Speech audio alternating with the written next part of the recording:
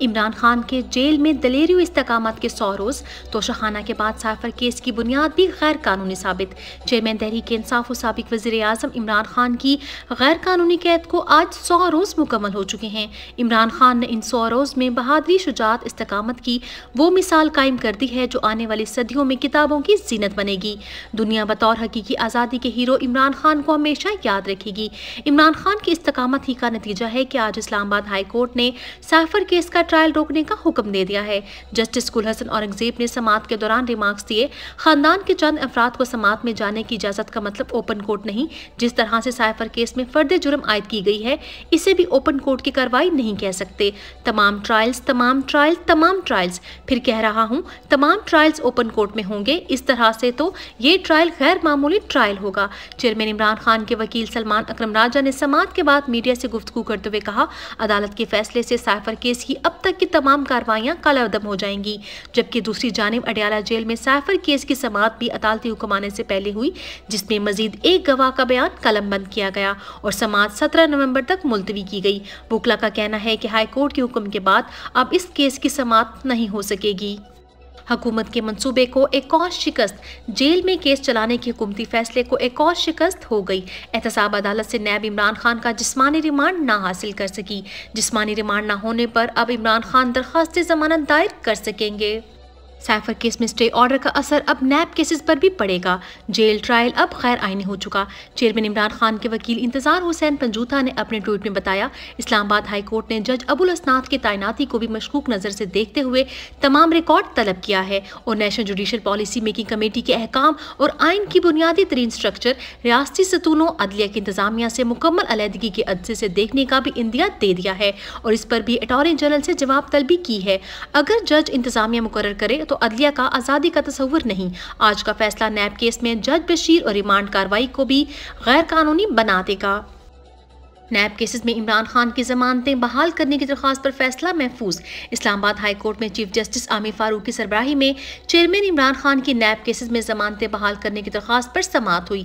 नैब ने कानून और अदालतों को मजाक बनाकर रख दिया है। नैब की लीगल टीम ने इस्लामाबाद हाई कोर्ट में 3 तारीखें एक ऐसे कानून के लिए दी जो 2002 में खत्म हो गया था। वुकला ने जब अदालत को कहा कि ऐसा कोई कानून सिरे से मौजूद ही नहीं, तो आखिर अदालत ने वजारत कानून को नोटिस किया और आज वजारत कानून ने आकर इमरान खान के वुकला की हिमायत की, जिस पर नैब टीम ने सिर्फ माफी मांगी। जस्टिस आमिर फारूक ने रिमार्क्स दिए कि नैब का रवैया निहायत गलत है, जिसकी वजह से केस में बार बार ताखीर होती रही। वुकला के मुताबिक नैब दौरान केस बार बार कह चुका था कि हमारा इमरान खान को गिरफ्तार करने का इरादा नहीं, इसके बावजूद गिरफ्तारी डाली गई। अदालत ने जमानतों की बहाली पर फैसला महफूज कर लिया। वजारत कानून नैब से भी 2 हाथ आगे, रेफरेंस दायर हुए बगैर ही जेल ट्रायल का नोटिफिकेशन जारी कर दिया। वजारत कानून ने 190 मिलियन पाउंड केस में नैब का रेफरेंस दायर होने से पहले ही चेयरमैन इमरान खान का जेल में ट्रायल करने की इजाज़त दे दी। हालांकि अभी सिर्फ रिमांड की हद तक इजाज़तनामा जारी किया जाना चाहिए था। ये वही वजारत कानून है जो मुजरिम नवाज शरीफ की जमानतों की दरख्वास्त पर खुद नून लीगी वुकला को तैयारी करवाती रही।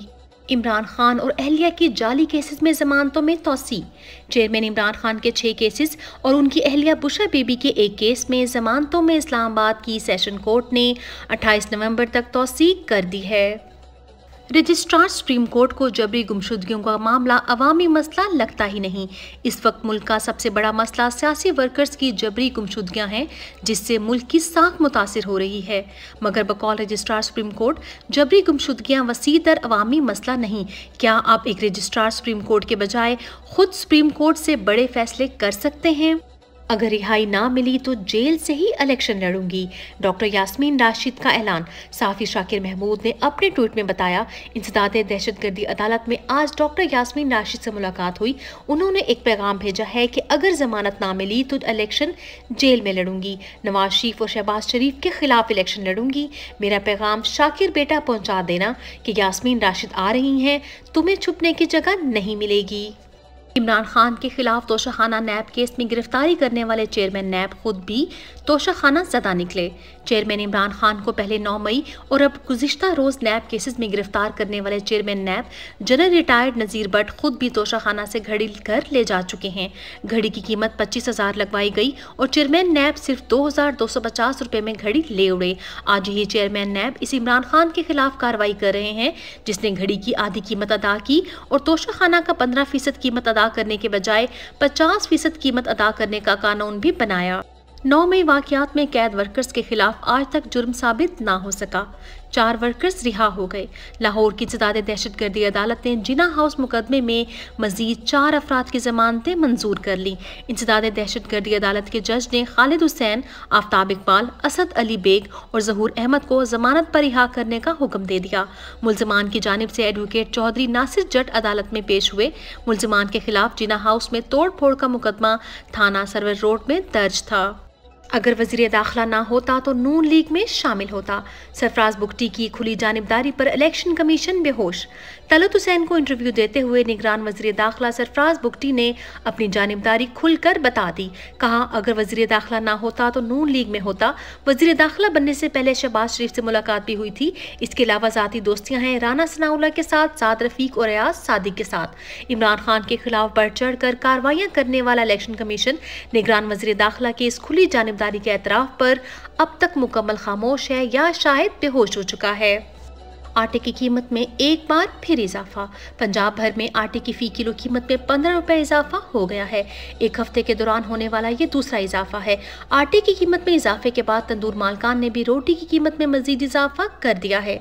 गरीब आवाम अब सादा रोटी खाने से भी महरूम होती जा रही है। पेट्रोल की कीमत में एक बार फिर इजाफे का इम्कान। निजी टीवी रिपोर्ट के मुताबिक डॉलर महंगा होने की वजह से अवाम को बड़ा रिलीफ नहीं मिल सकेगा। आइंदा 15 रोज़ के लिए पेट्रोल की फ़ी लीटर कीमत में 2 से 3 रुपये तक इजाफा मुतवक्के है।